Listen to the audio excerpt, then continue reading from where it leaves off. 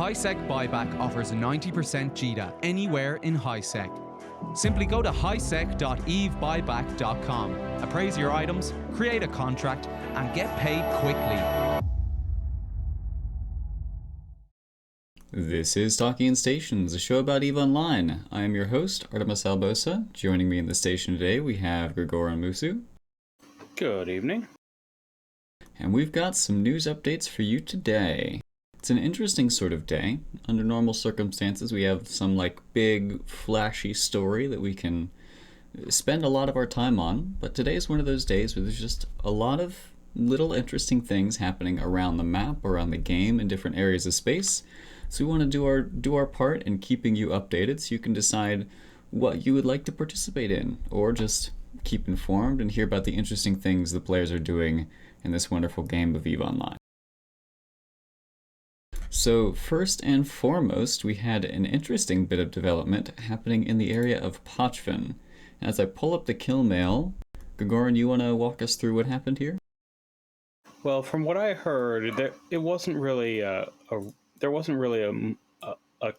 complicated story. It was just they found a Moros undocked. Well, Pandemic Horde found a Moros undocked, quickly tackled it, and was able to bring a Kikimora and Stealth Bomber fleet into Pochven to kill it. Mm-hmm. And for those unfamiliar, we talk about it pretty frequently, but we always have to mention it whenever we're discussing Pochven. So this is the new Triglavian region in EVE Online. It was formed from 27 systems that used to be part of other areas of space, but through a months-long sort of in-game RP event where the players had agency in determining which systems were captured and which systems were not, they were converted into Pochven space, which is similar to LowSec in many aspects, as evidenced by the -1.0 security status. But unlike LowSec, you cannot build upwell structures, and you also cannot build capitals, even in the NPC stations that are around. So this Moros dying is significant in that it's effectively one of a kind in the region. Now that it's dead, never getting replaced. It isn't coming back. So even though, you look at the kill mail, 5.7 billion ISK, that was its monetary value, that's how much it would cost if you wanted to rebuy it. You can buy it again, you could fit this thing up just as much as you wanted to, but it's never getting back here. It's never going to see the use that it once had for PvP in Pochven, which is an interesting situation to be in. Specifically, when you look at the first thing that strikes out to me is the alliance who owned the Moros, Triglavian Outlaws and Sorbernost Troika, I want to say is how you pronounce that. I'm fairly certain that they are local Triglavian, either RP related or they participated in the event. There is sort of initial Pochven residents. And then the folks who killed them were Pandemic Horde, who are not Pochven residents. And this is a bit of an ongoing contentious storyline within the residents of Pochven, is the impact that they have seen from, number one, the wealth that is available in Pochven being more publicized, and number two, the ease of access that other groups are getting into Pochven. When it first launched, in order to get into these systems, you had to have standings with Triglavians, which meant you had to generally lose standings with Edencom, and therefore lose access to other areas of space. So it was a meaningful decision that the player had to make if they wanted to participate in the Pochven gameplay. Now, not so much. CCP made a change where they removed those standings requirements, which means that Horde, if they just happen to have a scout in the region doing whatever it is that scout happened to be doing, maybe he was actively looking for something to kill, he calls it out to all of his thousands of friends over in Pandemic Horde, they flash form a fleet and they can come and kill it. So it creates an interesting situation, especially with filaments, where you can very quickly get into Pochven, which is a relatively small region in and of itself, not to mention the wormholes with known locations. So it's going to be interesting to see how it develops, how that tension resolves itself. If these larger groups, at least right now in a time of downtime, are having an impact which is permanent. Right? In this case, they had a permanent impact. They killed a Moros, they can't come back. But how does that impact the player groups who are there, who are trying to make Pochven their home? if they are permanently evicted, or they decide, hey, you know, this situation is one where we can't have fun, because anytime we do something interesting, the big fish come in from outside and spoil the party, then that creates an interesting situation for them. On the other side, if that's not the case, and it's just, well, now the content's easier to access for more players, then maybe Pochven becomes a more interesting place to live. And so more people come, and you have a brighter and more vibrant ecosystem there. So we'll have to keep a look at it, see how it develops. Yeah, I know that Pandemic Horde being interested in Pochven is not a new thing. When I was in Horde, which was until 1 week ago today, even before Pochven existed, there were a lot of people who were interested in running those sites when those systems were still in regular space. And every so often you see a few Pandemic Horde generally has a larger presence on Z Killboard and Pochven than other other nullsec alliances generally do. Oh, yeah, you're right. And especially like when you look at corporations, Blessed Bean is up there at the top. You've got Goonswarm, who also have a fairly large number of kills in here. Although scrolling down, like scrolling through the feed of kills, Horde very much seems to be here just actively PvPing and participating. I wonder if there's a big fleet that I missed where the Imperium came in there and Goonswarm specifically racked up a bunch of kills, but they aren't on the feed quite as much. Yeah. I do want to mention something. It's interesting to see how these big alliances have reacted to the existence of Pochven, though. Indeed. And I want to quickly touch on something that was brought up in chat. And for the record, if you wanted me to pronounce your name, you should have picked one that was more pronounceable, but you know who you are. They mentioned that there's not much work to get into Wormhole either, so I'm not sure why that area, referring to Pochven, should be so special. And I think there are a few key differences to talk about when you're comparing Wormhole space and Pochven space. And I think specifically it's the randomness and the accessibility to the rest of the space. It's relatively easy to get into a wormhole, but if you want to get into a specific wormhole, that's significantly more difficult. Even like, yes, you could seed a scout and then scan out the chain from the statics, and then you know how to get into that wormhole. But if you have a scout in wormhole A, but you need to get to wormhole B, there's really no way to get there unless you already have someone in there. So the idea of just having a scout see an opportunity to get a kill or have a gank or join a fight, and then being able to capitalize on that is completely different when you're comparing Wormhole space and Pochven. Because Pochven, you can get in through the wormholes into Pochven. You could also get in via filaments, and once you're there, the systems are all connected. Right? If we head to Dotland, just a giant triangle. So you can get from System A in Pochven to System B in Pochven by taking a couple of gates. There are some limitations with certain standings in home regions or home systems specifically.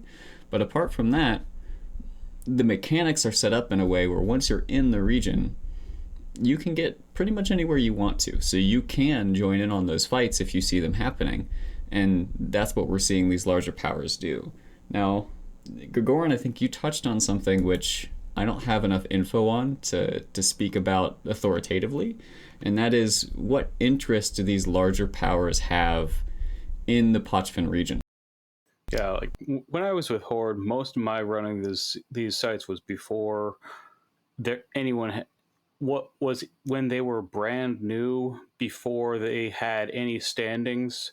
The group that I ran with actually mostly died off when they changed the mechanics to have faction standings between the Triglavians and Edencom. But actually, when Ashtarothi was co-hosting the Daily Show, he brought this group's leader in as a guest one day, and so I'm not really up on how Pochven works because that was still months before Pochven existed. But yeah, this group was primarily consisting of Horde members. So I, from the very beginning, Horde members were interested in these sites long before Pochven existed. Yeah, and I think that's a good nuance to bring up when we're talking about this, which is the difference between members of a particular organization participating in gameplay and an organization itself having a vested interest in its members participating in gameplay, right? It's a difference of motivation.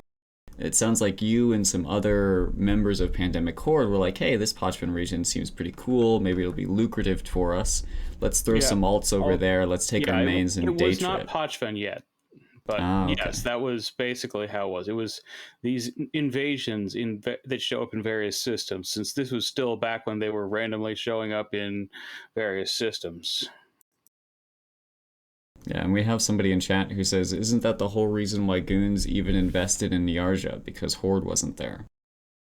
I think this is a good example of the flip side of that coin. The flip side of members of an organization participating in an area versus an organization itself. So the Imperium and Goons specifically wanting to invest in an area of Pochven, Nyarja, which is now part of the region, because their enemy outside in LowSec and K-Space wasn't invested in that region, but was invested in adjacent ones. I'm using the word region to refer to an area of space here, not an actual region.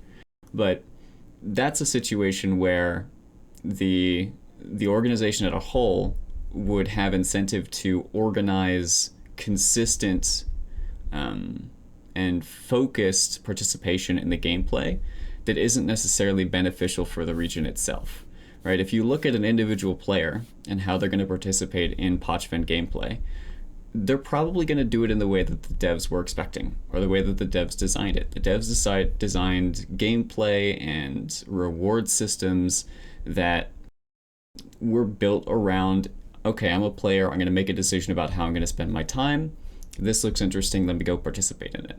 Whereas the organization is going to be a bit more meta about it. They have either a larger scale or just wholly different incentives. Maybe they're not participating in Pochven because they want to live there. They're participating in Pochven because they don't want their enemies to live there and to make money from that region, just as an example. So it's, as I mentioned, it's something you'll have to keep an eye on, especially as the region gets unlocked, as we see more and more information come out about the kind of wealth that can come from Pochven.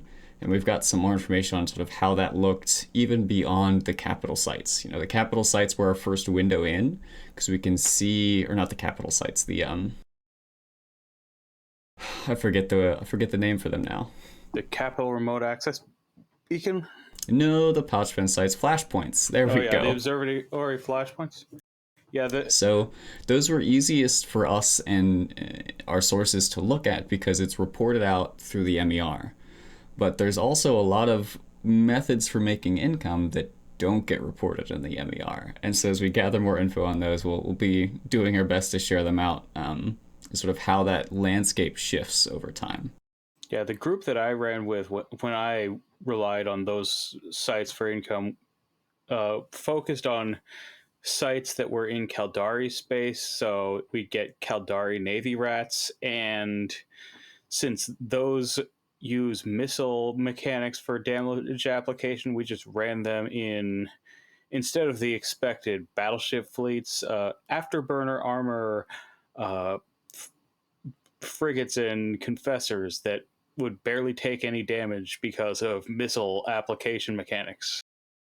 Right on. But around the time when they added NPC faction standings, that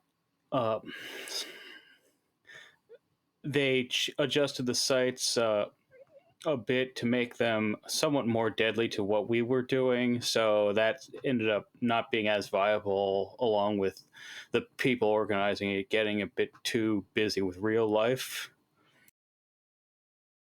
Yep. Okay. But yeah, like I said, that was, well, long before Pochven existed. mostly just a bunch of Horde members who found another way of making income. Mm-hmm. And let's continue the theme of talking about ways of making income, and I think we're even going to stick with Pandemic Horde. And that's because Pandemic Horde lost a hell in the Kalevala Expanse, TKE. Looking at the map just to help you picture where that is, it is up adjacent to the drone regions. So it's just, you head from the Forge into Geminate and then past that into the Kalevala Expanse. And this hell is worth mentioning, not because it's a super carrier, those die relatively frequently, but because top damage on it was a rogue drone. This guy was running the crab sites. So last week, I want to say, was it 2 weeks ago? Time flies. I think it was... Just last week? Yeah. Just last week, the Concord Rogue Analysis Beacon was introduced into the game, which is a mechanic and a tool which capital pilots can use to make income with their capital ships, and indeed even super capitals. So this is a beacon which can only be launched, it's a mobile structure, can only be launched by carriers, dreadnoughts, super carriers, and titans. And from there, it can be run by effectively anything. But what CCP has communicated their goal with this, and what they've accomplished through the mechanics, is they want some capital, which can't panic, to be stuck on grid for like 5 minutes and vulnerable to attack. So it's committed to this grid for 5 minutes. After that, you sort of paid your risk dues, right? You've risked the assets on grid for long enough. Now you can collect the rewards in however you see fit. In this particular case, I was initially expecting with the Hell pilot, in fact, it's probably what happened, is he didn't have this Hell on grid linked to the crab module, right? So the way the mechanic works, you do that initial linking up front, then afterwards the rats start spawning, the loot comes out. So likely what he did is he used this alt character, Reminate, and he put it out there in his Thanatos. And that Thanatos, which is significantly less valuable than the Hell, is what sat there vulnerable on grid for 5 minutes. And then he warps in the Hell pre-aligned out, ready to go do other things. Now in this case, the Initiative or Goon Swarm or whoever happened to be running this particular fleet probably had a scout on him. They were watching and seeing what he was doing, and so they laid a trap to come in and tackle as his Hell landed on grid and became vulnerable. Yeah, this kind of fleet is something that the Initiative has specialized in for a while, as one of the things that they do. Indeed. Their Kikimores are notorious, to say the least. Yeah. So I think it's an interesting conversation to have, and we're seeing it become more and more popular as people figure out these Concord Rogue Analysis beacons. When they first came out, we had two main open questions. Number one, is it going to be worth running them? Is it worth having even the cheapest capital you could possibly have linked to this thing for 5 minutes, because there's going to be enough ISK coming out the other end that it's worth that risk of being vulnerable? And then number two, what's the best way to run these things, right? What's the most efficient, the least risk, the highest reward, the least engagement you have to have with the gameplay? And we're seeing some different strategies. This is one of them, where you will link a capital, in this case it was a Thanatos, and then you bring in the super carrier later, and the super carrier with its higher damage, more fighters, etc., it's going to make more ISK per hour because it can clear those rats faster. Another strategy that we're seeing is, as you mentioned in chat, using Rorquals. And you may be thinking, hang on, Artimus, you can't link a Rorqual to a crab site. It has to be a carrier or a dreadnought. You can't link a Rorqual. You're correct. But you can do very much like this Hell pilot did, which is where you link a carrier or a dreadnought first, and then once the linking's done, you can warp off and come back in your Rorqual, or have an alt there in Rorquals. Or as you may have seen the video that's going around where you have a couple of buddies and everybody's there, and so you've got a handful of Rorquals on this site. And what the Rorquals bring is similar to a HA Dreadnought, where they're bringing a weapon system that can apply effectively to subcaps. And specifically, you're looking at your heavy drones. They're going to be launching sentries or heavies. And those drones will apply very quickly. You can also assist them, set them to aggressive where they would automatically shoot the rats depending on who gets shot. But I think from a multi-box perspective, which is where we're going to see this become the most popular, is that you can assist all of your Rorqual's drones to a single character, and then that character controls them through the assist mechanics, where they just have a target painter or a gun or something. They aggress the target, and everybody else's drones also shoot that target. So it's very easy to scale, very easy to multi-box, and it's also relatively low risk, right? You're not putting a super carrier out there, you're putting out a Rorqual. And there's some trade-offs there. A Rorqual's going to do significantly less damage than a super carrier, so it's going to be slower to clear the rats. But given that so much of the loot from a crab module comes from the drop at the end, and there's a 10-minute timer that has to count down, a lot of your time is spent waiting on that timer counting down anyway, and not necessarily just killing rats as fast as you possibly can. So after you reach a certain threshold, it's less valuable to kill the rats more quickly and more valuable to minimize your risk or increase your ability to do this over and over and over again. Yeah, one thing that sticks out to me here is which system that he is in, since that is directly one gate out from Pandemic Horde's main staging system, and it's always been recommended that you do your PvE activities further out than that constellation so that you can, so that there aren't too many people in local and you can see if anything interesting shows up. Yeah, fair point. So you can make yourself safe in that case. So this could potentially be a pilot making a mistake in where they chose to fly. It could also be a natural result of the interference system. So some interesting mechanics came with the crab modules, where you can only use so many in a system within the course of a single day. And it's like a rolling 22 hours or something like that. It's not reset at downtime sort of thing. Yeah, I really liked seeing that it was a thing based on a countdown other than downtime. That was one of my favorite parts of this update, actually. Indeed. But what that also means is if you're in a region which has relatively few systems, or perhaps your umbrella doesn't reach as far as you would like it to, referring to your super capital umbrella, right, the defense fleet, where can it go? Then maybe the interference has already been run. And unfortunately, my Eve automatically logged me out, so let me get logged back in here. But one of the things that we see is that in specifically the drone regions area and in space belonging to sort of that pan-fam group or coalition, is there are a lot more crab sites being run there than just about anywhere else. Which I'll hopefully be able to demonstrate as soon as I log back into Eve here. But it creates an interesting incentive where, yes, ideally you're further away from your staging system so that you can more easily see people coming into local that are hostile. They're more likely to be in there for you rather than just passing through looking for a fight in R10. But also, sometimes you just can't make that decision. Sometimes you have to find the space with the lowest interference, and that might just be that system.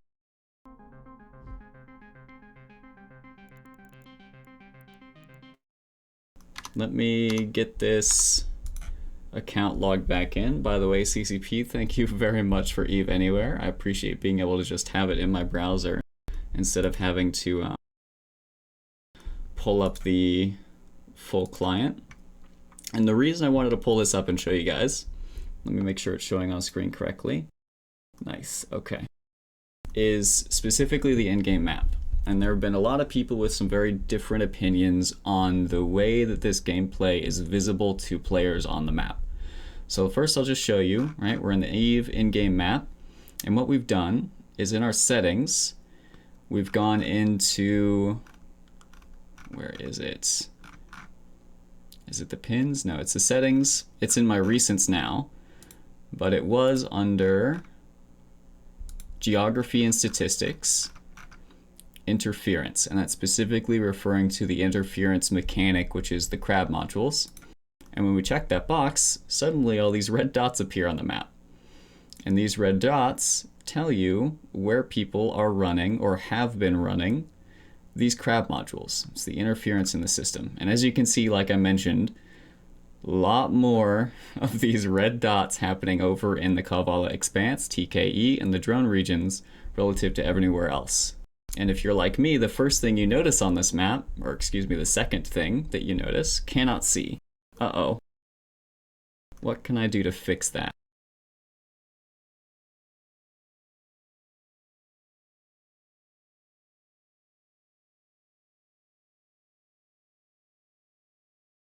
Okay, theoretically, this has been resolved. Hey, there we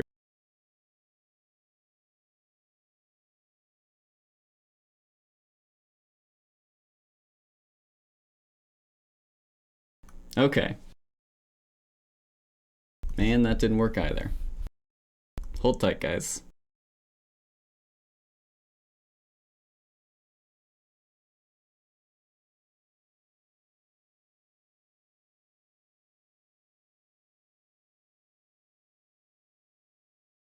Alright, we got there. I appreciate you guys bearing with me as we troubleshoot some technical difficulties. But now you can see the in-game map. Now you can see what I was talking about. We went up to our settings cog, right? And then we chose specifically geography and statistics drop down. And all the way at the bottom of the list, interference. So that gives us all these beautiful red dots where we can see where people have been or currently are running these sites. And oh wow, we actually have some LowSec ones, but the majority of these dots are happening over in TKE, the Kavala Expanse, and the drone regions. And a few over in Fountain as well. The Initiative and the Bastion, I think, is going to be who's responsible for those ones. But down here in Delve and Period Basis, there are none. No red dots. Now this may be there's a joke to be said here about the red dot from the inventory, and perhaps that some of the largest opponents of said red dot were members of the Imperium. But I honestly think it's perhaps just a difference in how to participate in the gameplay, what your priorities are as a group.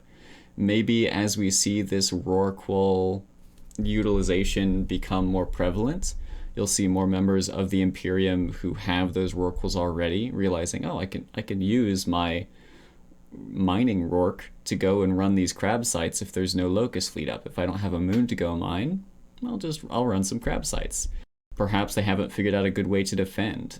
If you look at just the loss we had with the super carrier, excuse me, some groups aren't going to be willing to risk that. Maybe their members aren't willing to risk it. Maybe the group itself is putting incentives in place where they're saying, hey guys, don't be dumb, don't run this stuff yet until we figure it out, because they don't want to have those sort of losses on their kill board.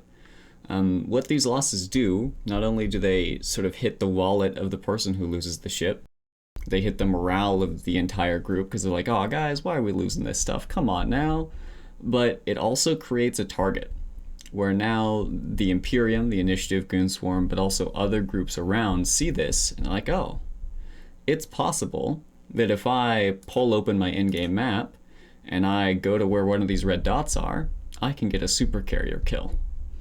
And so that creates incentive where nobody wants to be the guy or the group losing these super carriers, losing these capitals, because that attracts the hunters, and it attracts the kind of people to take advantage of and kill not only the super carriers, but then also they're in the region hunting people doing regular capital ratting, or hunting your Rorquals, or hunting even your Helas or your Ishtars or your whatevers. So it'll be interesting to keep an eye on. Go ahead.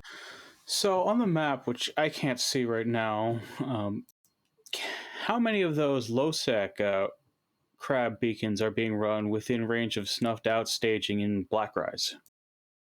Well, if we zoom in here, if I had to bet, I'd say it's gonna be Snuff themselves who are running it, because this one that I'm seeing is in... I'd imagine that everyone else who in the area is going to avoid running them because Snuffed out is there.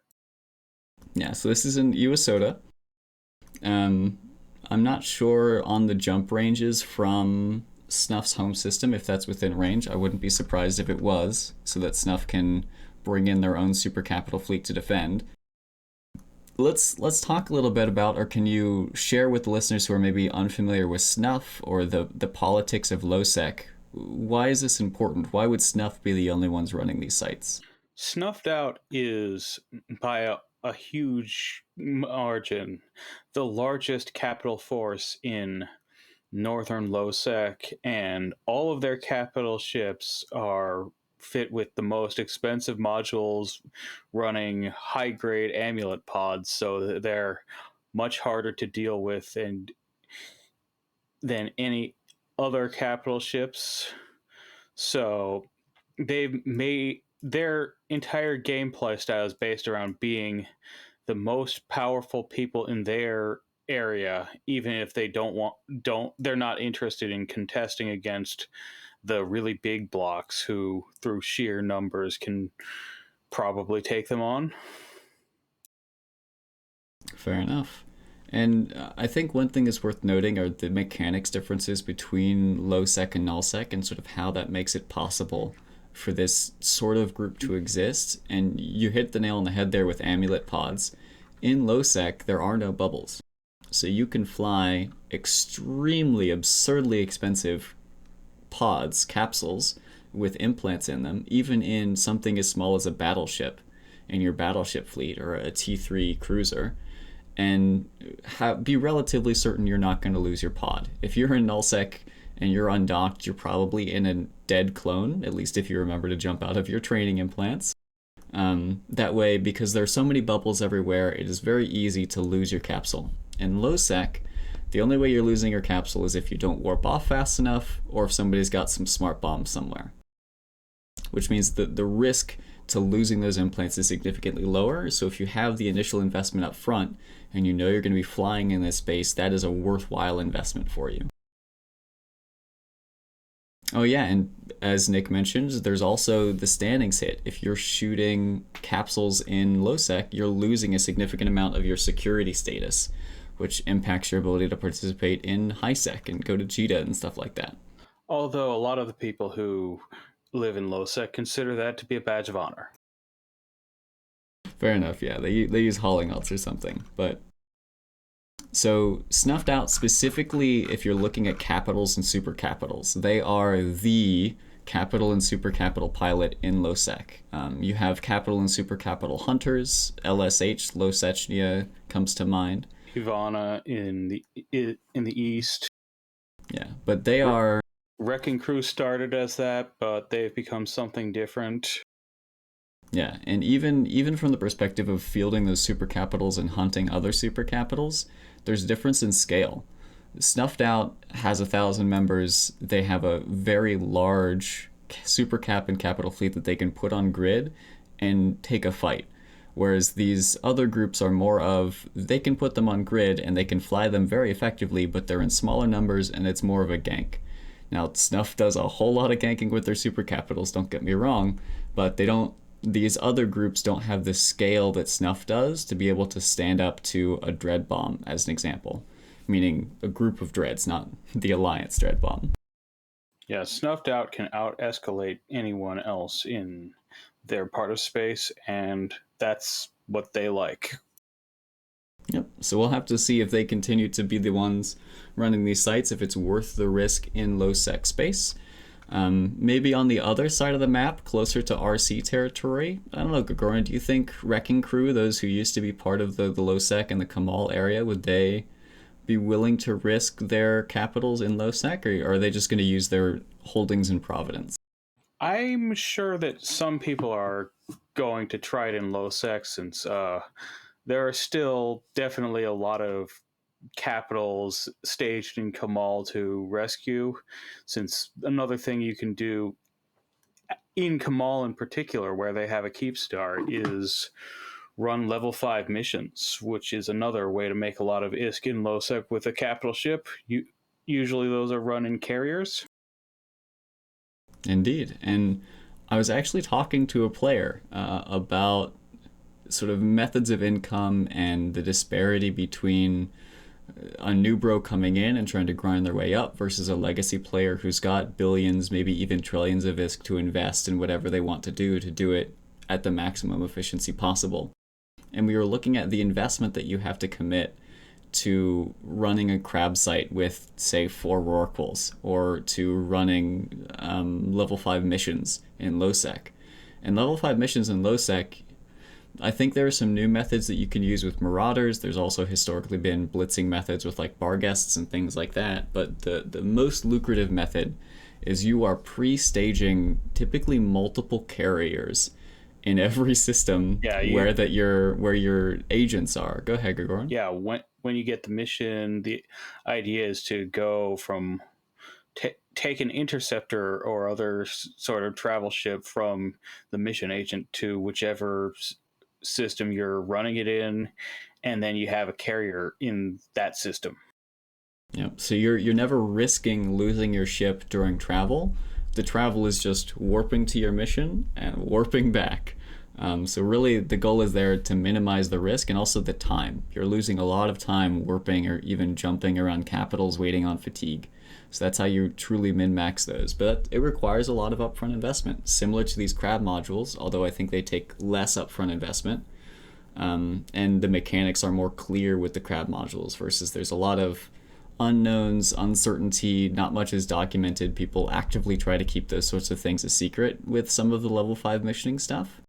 So it's similar in terms of the ships that you're using and the kind of income that you're getting, but also very different. Any other thoughts on how we're looking with the crab modules? We've got, again, down here in Fire Coast space, I was surprised we're not seeing more interference happening in the Detrid area, maybe in Omist, where the fighting in this southwestern war is less active. I would be expecting to see maybe their members trying to get in on some income, but it's just not happening as much. Yeah, if I was a member of Fire, I'd be expecting that if I did that, maybe some Black Ops group from the other side would be interested. Yeah, fair enough. You've got a target on your back, not because it's easy to kill your crabs, but because they want your coalition to fall apart and die.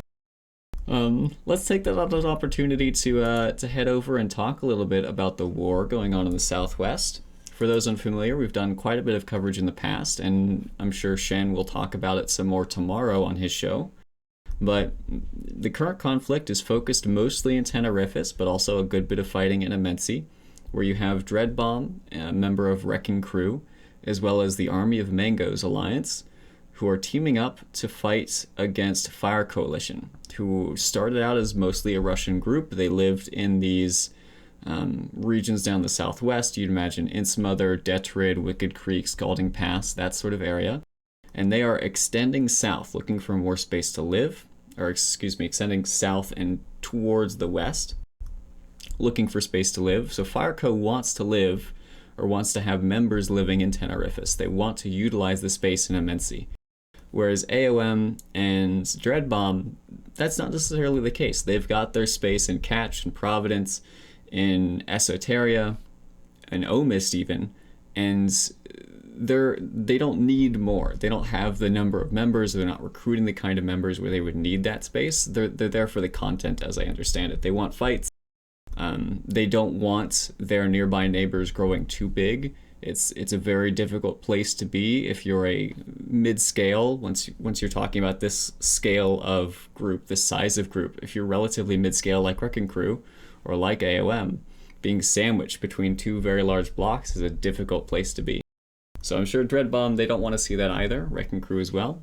Yeah, if you're stuck between two very large blocks, your only choices are to either pick a side or leave. Indeed. And speaking of picking sides, we saw some interesting developments happening with one of the groups who are allied with Army of Mangoes Alliance, and they are Vindictive. You'll see them in relatively large numbers on many battle reports. In fact, I think we have an interesting battle report to talk about before I get into talking about Vindictive. So this one happened in Esoteria, and Esoteria is the home region of Army of Mangoes. So if I pull it up, yeah, here we go. If I recall correctly, Vindictive was one of the the Winterco alliances, which when Winterco lost their war with Test, ended up staying in the area and allying with Legacy, and then they joined the coalition with Army of Mango when Legacy disintegrated. Yeah, it occurs to me now. I believe the Army of Mangoes, their coalition goes by the name PIBC, Pan Intergalactic Business Community. Which that's also the name of their coalition on the Serenity server. It's a bit confusing on Tranquility because that's also the name of one of Pandemic Horde's rental alliances. Yeah, it is a wonderful case of mistaken identity pretty frequently, which I think was honestly the intention when that rental alliance was initially built. It was for that purpose to cause confusion. But this happened in Esoteria, this fight specifically. You had a Victus, Army of Mango, etc. And then I'm glad you brought up the Serenity server, that's where the name comes from, because their opponents from the Serenity server, Fraternity, well, Fraternity wasn't really their opponents on the Serenity server. Fraternity was actually founded on Tranquility, and I don't think Noros has ever played on Serenity. But I think you're right about.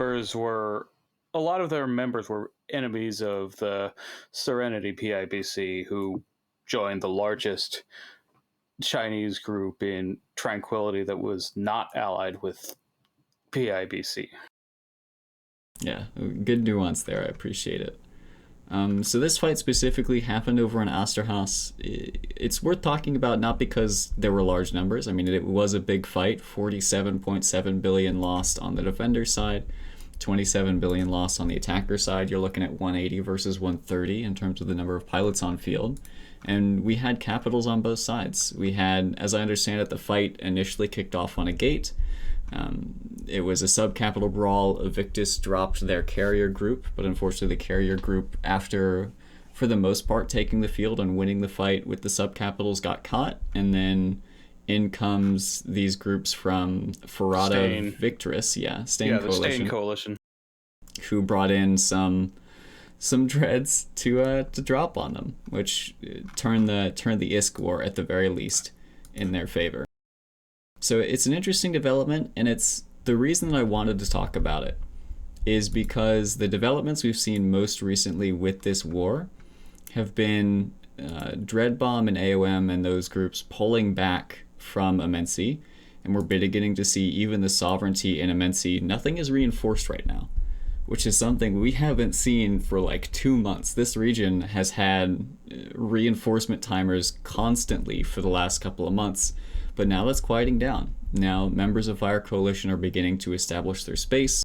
They're going to have their higher priority systems that they're taking first, where they're boosting up the ADMs, they're increasing the iHub upgrades, and then they're going to be slowly gathering more and more space if they can defend it. And as this happens, that's also going to mean they can increase more of their focus on Tenerifis, which, as you can see, is quite the mess right now. But it also means that they're getting closer and closer to the AOM home region of Esoteria.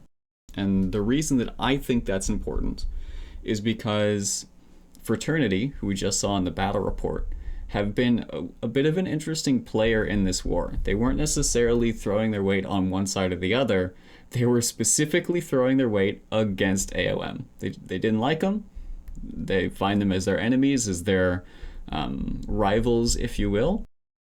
And so they deployed Disdain just to shoot at AOM and Esoteria. That was their focus, that's their goal, that's what they're doing, as we see it in terms of battle reports and kill mills and stuff like that.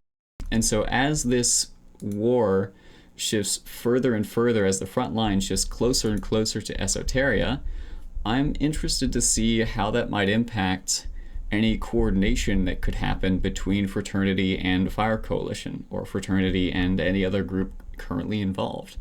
If there's an extent to which it's beneficial that in Esoteria there are these fights happening, and then also a few regions away there are other fights happening, so there's travel involved. It might be putting a strain on the logistics and supply lines of AOM. But that also means that AOM gets to make a decision. Maybe whatever timer Fraternity created isn't super important. So they can focus on what's happening in Immensea. They can focus on what's happening in Tenerifis. But if the two fronts merge, now suddenly Fraternity gets to make a decision. Hey, we can really hurt AOM right now by attacking this strategic objective in the war that we're not currently a part of. And so that could lead to some significant snowballing, in my opinion, if it does get that close, if that does occur. But we're still, I would say, a good month and a half away from having to worry about that, but it is something to keep your eye on. Any other thoughts on this war going on down here? Well, I think one of the more interesting things about this war is how the politics, since traditionally Wrecking Crew had been closely allied with Pandemic Legion, and PanFam had therefore been their main bat phone. But when you've seen PanFam showing up in the war, it's usually been Horde showing up on the other side, which was their Horde's allies in the war in Delve. That is an interesting point to bring up. I think it's also perhaps a geography thing. If you've got Fire Coalition just to the south of Pandemic Horde and the rest of PanFam up in these drone regions, it's likely more valuable to you to ally with your close neighbors and ease tensions there as opposed to attacking them directly. It'll be interesting to keep an eye on. It also, we have to recognize with a lot of these fights, sometimes actions are taken on behalf of a coalition. Sometimes a leader or a diplomat or a core member of an FC strategic team will make a decision that they want to attack a group because it's beneficial on a block or on an alliance level. Also, sometimes that just isn't the case. Sometimes there's an FC or there's a scout or there's somebody who sees content and they're like, oh, that looks fun. Let me go do that. And so that's how these fights happen. So when we're looking at, I think specifically Pandemic Horde comes to mind, the Imperium comes to mind. They have these SIGs or BIGs or squads or whatever they're calling them now. And they will come in, and it's not necessarily an organized thing between diplomats and there's shady backroom deals. It's a pilot or a group of pilots saw something fun to do, and they went and did it. But that creates opportunities, that creates connections between FCs where now the ball gets rolling on those larger scale relationships. If one block level FC and another block level FC form a relationship from working together on these ad hoc fights, that makes it a whole lot easier for the diplomats and for the alliance leaders to work out a deal and actually team up in the future on a more coordinated level. All right, but what I wanted to talk about, I got completely sidetracked. I'm sorry, guys. Vindictive. And if you look at the overview for Vindictive, you'll be like, whoa, what just happened? They lost a good third of their members. They used to be around 1,000, 900 to 1,000 members. Now they're down at 642. But their corporation count didn't drop that much. And indeed, what happened is they only lost 2 corporations. Specifically, if I sort here by when they left, they lost Selenium and Wallet Tank. Both phenomenal names for different reasons. But 250 members in Selenium, 116 members in Wallet Tanked. And if we're looking at this from the context of what impact is this going to have on the war, Selenium went and joined the Army of Mango Alliance. So they are still in the war, still in the theater, still in this area, still committed to the fight, just under a different alliance banner. And Wallet Tanked joined Out of the Blue, which is interesting to me. What, you have some thoughts on it? Out of the Blue is an alliance that they split off from Volta a few months ago. One of Volta's corporations that joined after they became a LowSec alliance into the ether decided to go out and start their own alliance, and that is Out of the Blue. So they had been generally in that pure blind area, although I had heard that they'd been moving, and recently I've mostly seen them on their killboard activity aligned with RC and Army of Mango. So I'm pretty sure that they joined either Wrecking Crew or Army of Mango's coalition. Well, I think it's a little bit more complicated than that, and part of this is going off of other information that I've heard that I can't quite nail down. I don't want to say it's confirmed yet, but there are a number of groups, specifically I believe this corporation from Vindictive, where there are these other groups, I believe they were all mostly Russian speaking, and they wanted to form an alliance called Out of the Blue, but in Russian. Then they realized, oh wait, that name's taken in English. Let's talk to them. And they ended up like hitting it off well. They decided to join up together. I'm not sure what their plans are. They might not even know what their plans are. But that is sort of the coalition of groups is not necessarily they're joining together to fight in this war, or they're joining together to fight in a war up in Pureblind. They're joining together to fly together. And because they have some sort of cultural touchstone with the name or what have you, they're joining together. It's going to create a power block. It's a group of players who can do whatever they want, really. They just have to decide what it is they want to do. And I think you mentioned it well, Gergoran, which right now it seems like a lot of what they want to do, if we pull them up on Zk, is fight down in this war in Stain or around Stain in the Fire Coalition area. But that might change because we also see that all of the Sav for Out of the Blue is up in Pureblind. If we look at the Pureblind map, the map, not the list of systems, then we can see that they have a large amount of space over in this area. So if you're thinking geographically, they're on the very western edge, right up against Cloud Ring and Fade of Pureblind. They've got two constellations there. And what's going to happen to that is my open question. If we look at the politics of Pureblind, if we look at, are they wanting to move out? Are they wanting to hold that space? I'm thinking Brave probably, it's going to be a long time before Brave makes their way over there, if you're looking at the other disruptors of this region. So I just don't know, honestly. I wouldn't be surprised if they hold that space for a little while and they could comfortably make a living there. With these large number of members, they extend up into Fade, extend down into Pureblind. Maybe Out of the Blue, the USTZ contingent, as I understand they are, move down. I don't know what's going to happen here, which is something interesting to keep an eye on because I'm really curious how it's going to play out. Yeah, Pureblind has a reputation as being one of the easiest alliances to take Sov, but I mean, the easiest regions to take Sov in, but hardest regions to hold Sov in. That's a good way to characterize it. Maybe it's because so many different groups are interested in coming in and taking that space. Brave being the most recent one, which if we check in on them, we can see that they have secured the majority in terms of iHubs and even TCUs now. They've secured more of this constellation that used to belong to Flying Dangerous.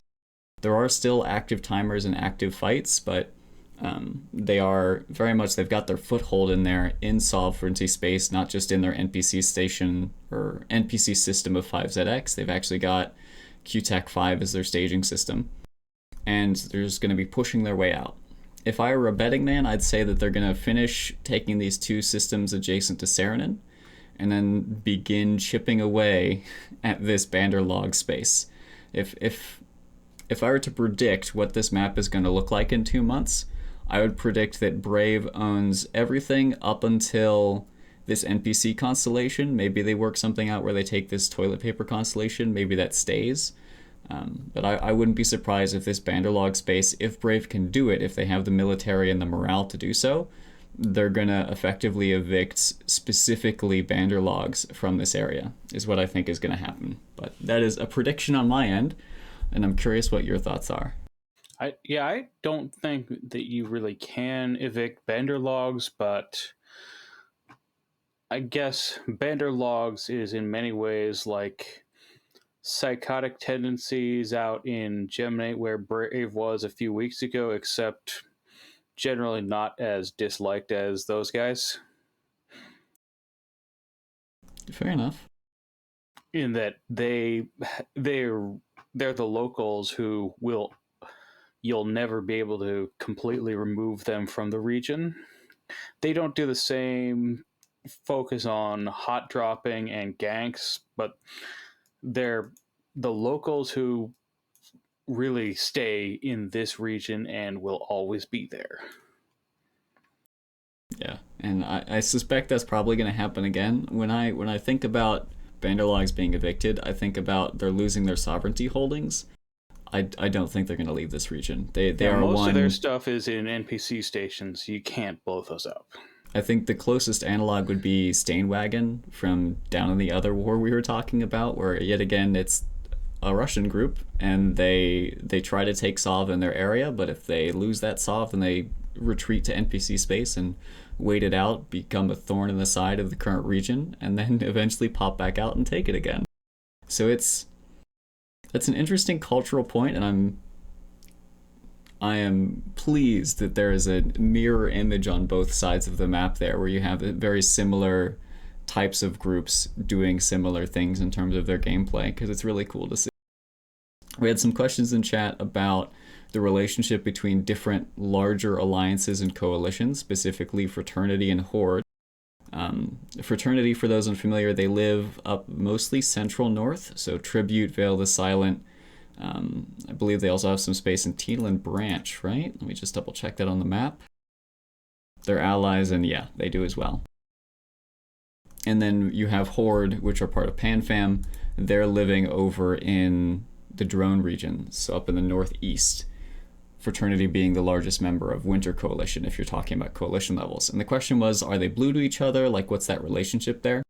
Well, go ahead. Yeah, Horde and Fraternity have not been blue since a couple of weeks after everyone's stuff got moved home from Delve. They don't really shoot each other's structures or take strategic objectives against each other, since they still share a lot of coalition interests, but they'll shoot each other's ships because that's kind of fun. Yeah, I think it's really a relatively new paradigm when you're looking at the relationship between even coalitions, but going down to the smaller level of alliances, where previously you could describe a group's relationships by they have their standings, the groups they're blue with, and then they have maybe one or two backroom deals where they'll bat phone a particular group, or they have some sort of secret deal with another organization to do some things on their behalf or to not do some things on their behalf. But in more recent times, we're seeing it all become a little bit more ambiguous, but also more upfront and on the table. Yeah. You're seeing Horde and Fraternity, Winterco and Panfam as a great example, where they're not blue, but they're also not actively trying to hurt each other. They'll fly in each other's space. They see each other as good sources of content, but not an existential threat. And I think that is Horde entirely in particular, backroom deals have been a big thing for Horde. Backroom deals instead of official standings, because, well, Horde doesn't require ESI checks to be a line member, so a lot of groups can think of it as a security risk to have Horde set as blue. That's true. I didn't even think about that as a potential aspect. As we look into more Nubro-friendly groups, it's harder for someone to be blue with them because you're worried about getting AWOXed. I didn't even think about that. That's a great point, Gergoran. Yeah, so, well, I was in Horde for the entirety of the war in Delve, and, well, alliance level standings with, well, basically any of the Legacy and Fire alliances that were out in the war. Those were almost all set as neutral, mutually neutral, with some corporations setting blue standings with these other alliances, and the alliance essentially operated on not red, don't shoot in Delve. Awesome. All right, well, that was the story and then the tangents upon tangents of corporations leaving Vindictive. It is going to have an impact on the war down in the southeastern quadrant of the map. As far as will it have a war on what's going, or have an impact on what's going on in Pureblind, we'll have to see what the intentions and the actions of Out of the Blue are going to be and where those groups go. but something interesting to keep an eye on. Other interesting things to keep an eye on as you're going forward, less in player news, but more in game news front. We have the official dates for the Crimson Harvest. This is the yearly event centered in and around Halloween. It is specifically the faction of Blood Raiders, and it's always super fun. If memory serves, it was one of the first timed holiday events that occurred. The Crimson Harvest, way back in the day, I believe introduced the cerebral accelerators to the game in terms of the drugs that you could take to boost your straining speed, as well as the skins for the Abaddon and some other Amar ships. Got those Blood Raider skins, which are really cool. It's personally my favorite event because I really like the Blood Raiders, and it's also just nostalgic for me. I remember living in wormholes and running these sites in a Confessor. But it's coming back, and CCP says it's going to be an all-new twist, which is interesting to see. You've got the pretty skin with the yellow and red, a very striking color scheme. But that's coming up this Thursday, October 28th. So get ready. If you are like me and most of your time for EVE happens on the weekends, well, you're in a good space because this is coming just before the weekend. I like that it's happening on a Thursday, specifically because that gives the weekend warriors time to get in while the market's still hot.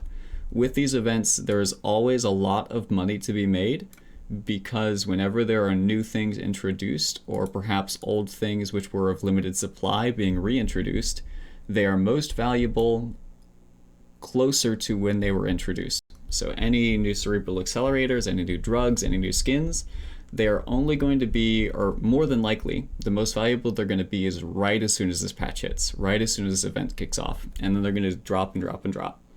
Yeah, one of the things that I thought was interesting with last year's Christmas event was that they shifted a lot of the rewards to Overseer's personal effects, which have a fixed ISK payout, rather than being traded on the market to be used by a player. Yeah, it is an interesting choice that CCP has to make there. What's your preference, Gergoran? Which would you prefer to see? Would you like to see stuff that's on the market, or would you like to see stuff in contracts, or did I misunderstand your point? I'm not sure. I like the idea of an economy that is entirely self-contained, but I guess being able to have some stuff based around Overseer's personal effects and other things that exist to be sold to NPC buy orders is something that if CCP decides that they need to adjust something, that's probably one of the better ways to have something that can be adjusted. Fair enough. Yeah, it does provide some development levers that can be utilized there. I'm in a weird spot with my income and the way that I like to make money. Like, even when I look at industry, I look at buy prices, because I will try to sell to sell orders, because that's how you make the most ISK if you're selling a final product. But when I decide what am I going to invest in the infrastructure to build, or the skills, or the time of building a spreadsheet, I look at buy prices, because I'm like, I want a guarantee that this is not a waste of my time. Oh yeah. And the only way to have that guarantee is if something has a buy order on the market, so you're guaranteed that there is a certain amount of volume and a certain amount of ISK that you're going to get out of whatever you're doing. Yeah, a lot of the industry that I do is reactions, and out in PanFam space, the standard price for those is Jita buy, although when I occasionally export stuff that I have trouble selling to Jita, I sell for Jita sell. If I sell locally, it's always the standard price is always a Jita buy. So I know exactly what you mean about Jita buy being your guaranteed profit. Yeah, and if you're looking at NPC market orders, that gives the player, if they're similar to me or you, a certain guarantee of your time will be worth at a minimum this much, which if we're looking at designing an event, I think it's good to have a mix of your time will be worth at a minimum this much, and then also there's the potential for a jackpot. I think the most successful events and mechanics you've seen have been that mix of the two, where it's worth it for any player to invest some time because they're guaranteed to get that minimum, but then sometimes they get the jackpot where they're getting some sort of pirate faction implant or a super valuable cerebral accelerator or some drugs that haven't dropped in a while, so they're also crazy valuable. That sort of thing where the majority of the time you're not wasting your time, but there's also that opportunity for you to get really lucky and get some really valuable loot out of it. Yeah, and on the topic of reactions, I realized today that you can actually notice some interesting market trends by how long it takes to sell certain reactions products. Like a few weeks ago, when I was one time when I was expanding to additional reaction slots, one of the highest demand products was tungsten carbide, which is used in Tech 2 Amar hulls, as well as Amar related modules like armor modules and energy turrets. But for the past couple of weeks, I've been having trouble selling all of it. So my interpretation of this is that, well, since in HanFam people don't really run a lot of Amar fleet doctrines, which would be one of the big sources of demand for ship types, my interpretation is that at the end of the war, when everyone came home and started crabbing, people wanted to crab in Marauders, and well, the Paladin has been the go-to Marauder. So now I guess everyone who wants to do that has a Marauder, and they're not dying fast enough to need a huge amount of replacement. So that's my interpretation of this trend in terms of demand for this product. Interesting point, yeah. I'm going to be honest. I don't know enough about the reaction market to have a good opinion on it. I think it's worth mentioning that what you're describing is on the demand side. There could also be some impact on the supply side. When I was going through reactions, I remember the tungsten carbide reaction being particularly high in terms of the ISK per hour number that you would see, right? How much could you make in a certain amount of time by running this reaction, assuming you had the materials? So it could be that different production lines have all shifted to producing this, which is driving the price down. And so the demand hasn't changed as much, but it's more that there's an increased amount of supply, which is driving it down. But I don't know. I wanted to bring that up as another possibility or another contributing factor. It could be 100% that people just haven't lost the paladins that they bought yet, and as soon as those start dying more often, then you'll see this price spike back up. All right, well, that'll do it for today's episode of Talking in Stations. We'll see you again tomorrow. We'll have Shen and Nick on to discuss some other various war updates and in-game news, as well as any news from CCP. I am looking very much forward to this new Crimson Harvest event. It's always my favorite of the year. The faction, the nostalgia, the everything about it is great. Sounds like there's going to be some new and interesting things happening. I'm also pumped that it's occurring on a Thursday instead of a Tuesday, so I stand more of a chance to get in on that early event ISK when the prices are all inflated. Any final thoughts for today, Gergoran? I'm not sure I have anything else to say. All right, well, I certainly would like to say thank you very much for joining me, as well as thank you to our audience for listening to our ramblings and our tangents. We hope you enjoyed, and we'll see you tomorrow.